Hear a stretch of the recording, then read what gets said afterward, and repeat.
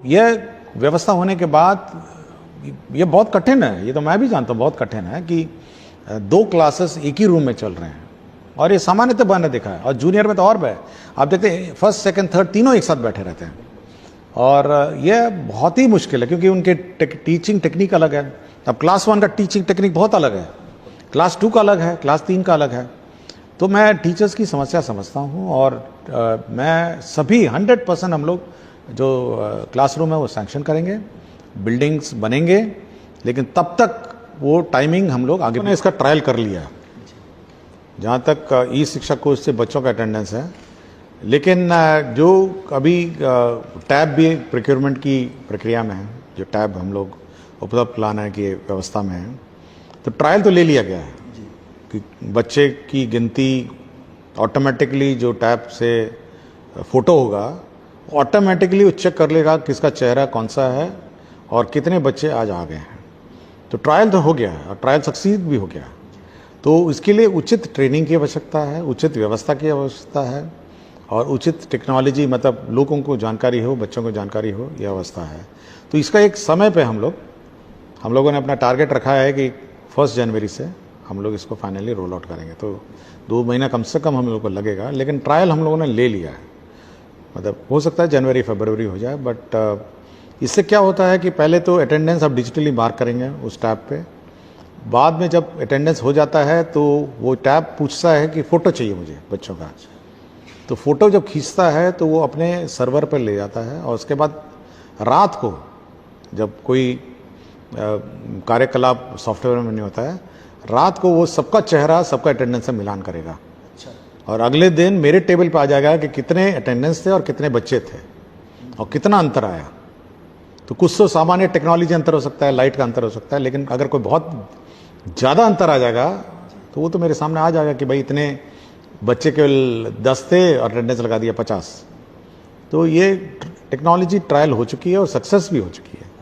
अब ये प्रशिक्षण और बहुत हेवी ट्रेनिंग की आवश्यकता है। तो हम लोग ट्रेनिंग के बाद ही इसको एक विद्यालय गया था, उर्दू माध्यमिक विद्यालय बाराचट्टी में थी और बहुत बड़ा कैंपस था। मतलब हमको लगता है कि करीब 2.5-3 एकड़ का कैंपस था, बिल्डिंगें भी थी, सब था और मिड डे मील भी था वहाँ पे। लेकिन बगल में दीवार के किनारे एक तो स्कूल, प्राइवेट स्कूल खड़ा हुआ था और उस स्कूल का निरीक्षण किया। हमारे बच्चे जो थे चौक में मिले, मतलब जो जीटी रोड के सड़क पे हमको मिले बच्चे, और 10 बजे का समय था, 10 सवा 10 बजे। मैं पूछा भी बच्चों से कि भाई 10 बजे तो स्कूल नहीं है। आराम से चलते हुए आ रहे थे, 2-3 लड़कियां थी चलती हुई आ रही थी। और जब हम स्कूल के अंदर घुसे तो पूरी मतलब इंफ्रास्ट्रक्चर वाइज सब कुछ था, कंप्यूटर भी था, क्लासरूम भी थे, सब कुछ था, बेंच था, डेस्क था और टीचर भी फुल थे। मतलब टीचर की संख्या एक भी एब्सेंट नहीं था टीचर, और अच्छे टीचर थे। मतलब बहुत पढ़े लिखे टीचर भी थे और वेल टू डू टीचर, मतलब अच्छे टीचर थे। कोई टीचर में त्रुटि नहीं थी, इंफ्रास्ट्रक्चर में त्रुटि नहीं थी, बेंच डेस्क में त्रुटि नहीं थी। लेकिन बगल वाला प्राइवेट स्कूल है वो बिल्कुल भरा हुआ था, बिल्कुल। मतलब जब मैं उस किनारे बाउंड्री पे गया तो बिल्कुल खचाखच आवाज आ रही थी। मैं जानबूझ के गया नहीं अंदर, लेकिन मुझे लगा कि इससे कम से कम 3 गुना बच्चे उधर हैं और मल्टी स्टोरी बिल्डिंग थी, 1 floor, 2nd floor, 3rd floor, मतलब भरा हुआ है। ऐसा लग रहा है जैसे बच्चों को मतलब ठूस के इसके प्राइवेट में भरा गया है। तो ये मानसिकता जो है ना, ये सामाजिक मानसिकता है। एक तो पेरेंट्स को गवर्नमेंट स्कूल को सीरियसली लेना चाहिए। जैसा बोला ना, अभिभावक अपना आते नहीं है, तो प्राइवेट स्कूल में अभिभावक नहीं आएगा तो बच्चों को निकाल देगा वो। तो अगर पेरेंट टीचर मीटिंग में अभिभावक नहीं जाएंगे तब समझ सकते हैं कि प्राइवेट स्कूल क्या करता है। और अगर प्राइवेट स्कूल में अगर यूनिफॉर्म के बिना जाएंगे तब क्या करेगा? घुसने नहीं देगा, बाहर खड़ा कर देगा बाउंड्री के बाहर। और प्राइवेट स्कूल में अगर बच्चा अपनी नोटबुक नहीं लेकर आएगा, होमवर्क नहीं करके आएगा, देखिए क्या होता है।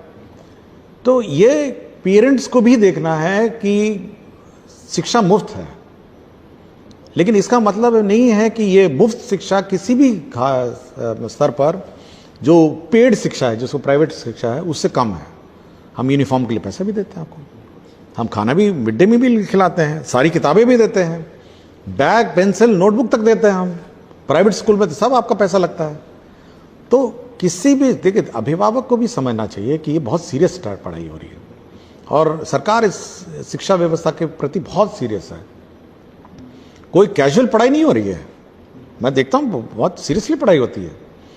और परीक्षा तो बिहार बोर्ड का ही लेना है, बच्चे यहीं से अपेयर। हाँ, अब केवल एवरीडे मतलब good morning good evening English में बोल के, टाई पहन के और मतलब प्राइवेट यूनिफॉर्म पहनने से थोड़ा ना शिक्षा हो जाती है।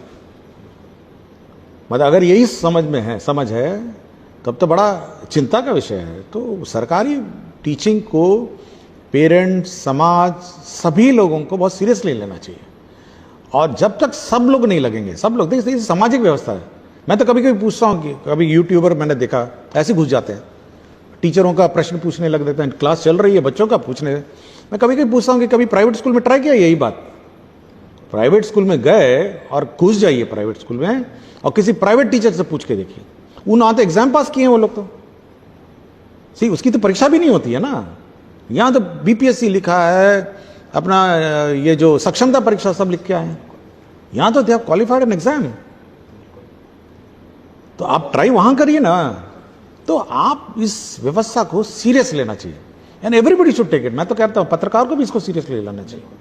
हम सुझाव लेने के लिए बहुत ओपन है, हम तो आज सुझाव ले ही रहे हैं आपसे।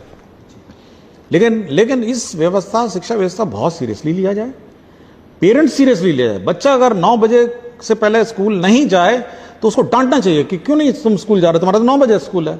अब आराम से लड़कियां जा रही हैं 10 बजे, चौक में मिली, आराम से जा रही है, कोई अर्जेंसी नहीं, मतलब आराम से जा रही है। जैसे ऐसा लगता है जैसे कि मतलब हेड मास्टर जी अपना एक्सेप्ट कर ही लेंगे। अब लोग सोचता है कि सरकार चला रही है तो कैसे नहीं लेगा बच्चा, 11 बजे आएगा तो बच्चा क्यों नहीं क्लास में बैठेगा। ट्राई करिए ना, यही चीज ट्राई करिए प्राइवेट स्कूल में। हम लोग उस व्यवस्था नहीं लागू करना चाहते हैं, पनिशमेंट की व्यवस्था, कॉर्पोरल पनिशमेंट की व्यवस्था। हम लोग चाहते हैं कि समाज कोऑपरेट करे, सब लोग कोऑपरेट करें। अब वो कहता है कि बस से, दुनिया भर से बस से इकट्ठा करके लाता है, और दूर दूर से पता नहीं कहां से। हमको बोला, बाराचट्टी का स्कूल था, NHGT रोड पे था, बोला दूर दूर से आता है, पूरा ठूस के भर देता है स्कूल को। भाई हम तो हर गांव में, हर पंचायत में हम लोग स्कूल खोले हैं भाई, हम तो आपके बगल में खोले हुए हैं। तो ये मेरा थोड़ा है कि समाज का मानसिकता बदलना चाहिए, तब ये। और सरकार बहुत सीरियस है एजुकेशन में, सरकार बहुत सीरियस है। 20% बजट सरकार का पता ही शिक्षा में जाता है, 20%, 100 रुपए में 20 रुपए सरकार जो खर्चा करती है शिक्षा में जाता है, इससे ज्यादा क्या खर्चा करेगी।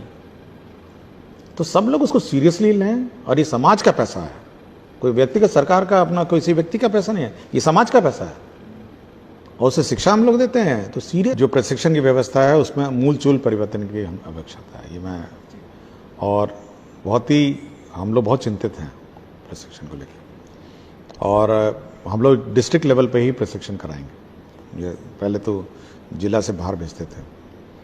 और हम लोग का मानना है कि देखिए, एक दिन जाने में लगता है, एक दिन आने में लगता है, 2 दिन तो ये हो गया, और उस प्रशिक्षण की भूमिका बांधने में भी 1 दिन लगता है, और लर्निंग कर्व रहता ना। तो देखते हैं कितना समय लगेगा, कितना हम लोग समय में इसको कर पाएंगे, बट हम लोग मूलचूल परिवर्तन करेंगे और रेगुलर हम लोग ट्रेनिंग इसमें रखेंगे, और चाहेंगे कि मतलब शॉर्ट हो, संक्षिप्त हो, और रेगुलर हो, और इफेक्टिव हो। और जहाँ तक हम लोग का ये फीडबैक का है प्रश्न है, तो हम लोग अब चाहेंगे कि जो भी प्रशिक्षण प्राप्त करते हैं, प्रशिक्षण के बाद वो अपना फीडबैक फॉर्म भरेंगे कि क्या उन्होंने शिक्षा लिया नहीं लिया। और साथ ही साथ हम लोगों ने जो टीचर्स हैं, जो हमारे टीचर्स ट्रेनिंग कॉलेज के टीचर्स हैं, उनको भी हम लोग कुछ स्कूल अटैच कर रहे हैं, ताकि यह भी देखें कि जो आप पढ़ाए हैं टीचर को, वास्तव में जो पढ़ाई है वो वहाँ इम्प्लीमेंट टीचरों ने किया नहीं किया। तो कुछ स्कूल्स हम लोग टेस्ट बेसिस में अटैच करेंगे, ताकि वो लोग देख के आएँ कि उनका जो टीचिंग है वो सही दिशा में जा रहा है, या पढ़ा कुछ रहे हैं और हो कुछ रहा है। बहुत बहुत शुक्रिया सर। ये हमारे बहुत महत्वपूर्ण मांग है, और ये सबसे गरीब टोलों में के प्रतिनिधि हैं, और बहुत जहाँ पे शिक्षा की आवश्यकता है, अल्पसंख्यक टोलों में कार्य करते हैं, और साथ ही साथ महादलित और अन्य टोलों में काम करते हैं। तो मेरा बार बार इनसे अनुरोध रहा है कि आप बच्चों को देखिए स्कूल में समय पे लाइए, जो बच्चे स्कूल से बाहर हैं उनको आप स्कूल में लाइए और कोशिश करिए कि ये ठीक ठाक पढ़े। सरकार इन पर बहुत खर्चा करती है। ये शिक्षा के टीचर के व्यवस्था से आप बाहर के लोग हैं जो अगर कोशिश करेंगे तो महादलित टोलों के, अल्पसंख्यक के बच्चे 100% पढ़ लेंगे। और कोई कठिनाई है तो हम लोग अलग से बात कर सकते हैं, लेकिन मेरा बस ये बार बार अनुरोध रहा है कि आप लोग बच्चों को स्कूल लाइए और पढ़ाइए और कोशिश करिए कि वो ठीक ठाक पढ़ें। पढ़े लिखे लोग हैं, आपके तालीमी मरकज़ के लोग पढ़े लिखे लोग हैं, आपके टोला सेवक पढ़े लिखे लोग हैं, तो कोशिश करिए। जचना चाहे तो वही पूछ सकता है कि तो हम लोग बच्चों से का भी प्रश्न, आज बच्चों का प्रश्न नहीं आया है, आज केवल टीचर्स लोगों का आया है। तो कोई बच्चे भी अगर पूछना चाहें तो हम लोग अगली बार से 1-2 बच्चों